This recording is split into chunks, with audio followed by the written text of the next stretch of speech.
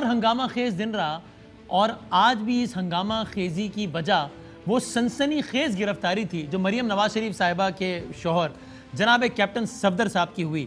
ख्याल तो सबका ये था कि शायद इस हफ्ते में जो डिस्कस हो रहा होगा वो कराची और गुजरांवाला के जलसे हो रहे होंगे, लेकिन कराची जलसे से पहले एक ऐसा वाक़या हुआ कि जो हर जगह अब डिस्कस हो रहा है और यहाँ तक कि ये मामला इतना हाई प्रोफाइल हो गया है कि अफवाज पाकिस्तान के सरबरा कमर जावेद बाजवा साहब ने इसका नोटिस दिया। ये कहानी क्या है, ज़रा इसकी टाइम लाइन देख लें। मरियम नवाज शरीफ साहिबा PDM के जलसे के लिए कराची आती हैं। कराची जलसे से पहले वो अपने शौहर और कुछ कारकुनान के साथ मज़ार कायद जाती हैं। वहाँ पर वो नारेबाजी होती है जिसकी आप सब वीडियो देख चुके हैं। और उसके बाद अगले दिन मरियम नवाज शरीफ साहबा का ट्वीट आता है सुबह 6 बजे कि हमारे कमरे से, जो कि 5 स्टार होटल में वो क़याम पजीर थी, इन एन अनप्रेसिडेंटेड मूव, कहते हैं हमारे कमरे से उठा के ले गए मेरे मियाँ कैप्टन सफदर को। ये कहानी आप सब सुन चुके हैं। फिर मरियम नवाज शरीफ साहिबा के तर्जुमान मोहम्मद जुबैर साहब का एक वॉइस नोट सामने आता है जिसमें वो ये कहते हैं कि क्या हुआ, ये आप खुद सुने कि उन्होंने क्या कहा, कि उनको किसने क्या बताया कि क्या हुआ है असल में। मुराद अली शाह ने अभी मुझे कंफर्म किया है कि इन्होंने IG को, पहले सिंध IG पुलिस जो है उसको प्रेशर डालने की कोशिश की थी कि ये अरेस्ट के लिए भेजें। When he refuse to do that, तो 4 बजे उन्होंने रेंजर्स ने किडनैप किया है। This is what the chief minister told me, the word kidnap. I asked him again. He said yes, he was picked up and taken to the sector commander's office where additional IG was also brought in and they were forced to issue orders. And then इन्होंने उसको जो था rangers वाले गए इनके साथ, police वालों के साथ, and they told them to go inside. और ये रेंजर्स का और ये इनका अपने इंस्टीट्यूशन वालों का, फौज वालों का, अजीब व गरीब, अजीब। फिर उसके बाद कल हम दिन भर पीपल्स पार्टी वालों से पूछते रहे कि भाई जुबैर साहब तो कह रहे हैं कि आपके CM साहब ने कहा है कि ये मामला हुआ है जो कि आपने सुना, ये ऐसा ही हुआ है या नहीं हुआ है। सारे पीपल्स पार्टी वाले कल दिन भर कहते रहे भाई आएँ बाएँ शाएँ। वो बात ये है कि वो CM साहब प्रेस कॉन्फ्रेंस करेंगे कल, यानी कि आज, उसमें पता चलेगा, उसमें आपको सारे सवालात के जवाब मिल जाएंगे। आज CM साहब ने प्रेस कॉन्फ्रेंस की। हैरत अंगेज तौर पर CM साहब ने इस इशू को एड्रेस ही नहीं किया, इस पर बात ही नहीं की। CM हाउस से ही लाइव कवरेज आ रही थी इस प्रेस कॉन्फ्रेंस की तमाम TV चैनल्स को, जिसमें CM साहब ने अपनी बात कर ली।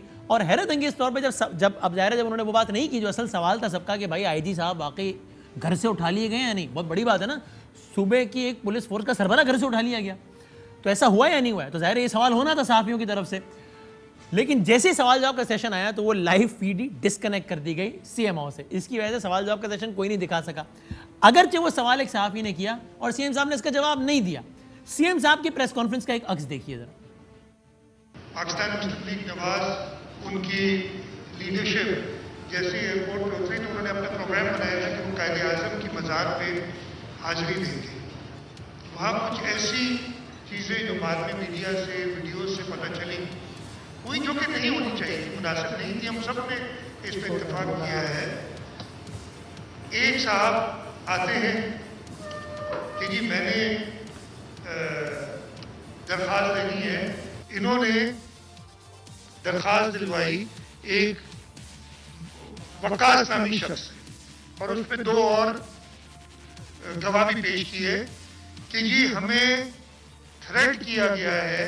वकास ने कहा मुझे जान से मारने की धमकी दी गई है, अगर पुलिस के पास ये मुकदमा आएगा तो वो जरूर दाखिल करेगी।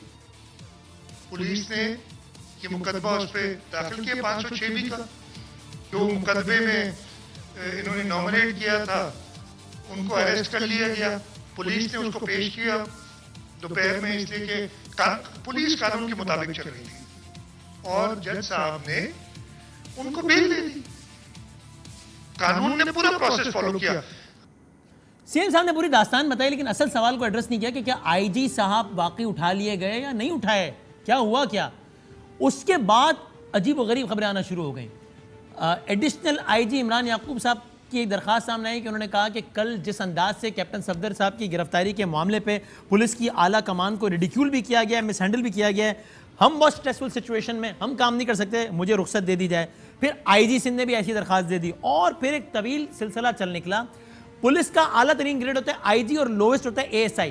अभी जब मैं आपसे बात कर रहा हूं तो IG से लेकर ASI तक सब ने छुट्टियों के लिए दरखास्तें दी हुई हैं कि हम बहुत डीमोरलाइज्ड हैं और हम इन हालात में काम नहीं कर सकते। ये हुआ सीएम साहब की प्रेस कॉन्फ्रेंस के बाद, जिसके बाद बिलावल भुट्टो जरदारी साहब ने प्रेस कॉन्फ्रेंस की और उसमें उन्होंने कम से कम इस चीज़ को ज़रूर किसी भी अल्फाज में कंफर्म किया कि जो जुबैर साहब कह रहे हैं मामला वही हुआ है। क्योंकि सीएम साहब ने इस पर बात नहीं की, लेकिन बिलावल साहब ने कहा कि हाँ आईजी साहब को लोग ले गए, रात को 2 बजे ले गए। क्या कहा बिलावल साहब ने, जरा देखिए। मेरे पुलिस एक पर एक या इस्तीफा या छुट्टी पे जा रहे हैं, इनका इज्जत का सवाल बन गया। कौन थे जिन्होंने हमारा आईजी के घर का 2 बजे के बाद घेराव किया था? कौन थे वो 2 लोग जो आईजी के घर में गए? आईजी को कहां लेके गया था? सुबह 4 बजे। मुतालबा करता हूँ जनरल फैज से, DGISI से, जनरल बाजवा से, जो चीफ ऑफ आर्मी स्टाफ है, अपना इदारे के आप इन्वेस्टिगेशन करो। हम नहीं चाहते हैं कि सियासी इंटरफेरेंस हो, मगर इसके ये नहीं मतलब कि कहीं और से इंटरफेरेंस बर्दाश्त करेंगे।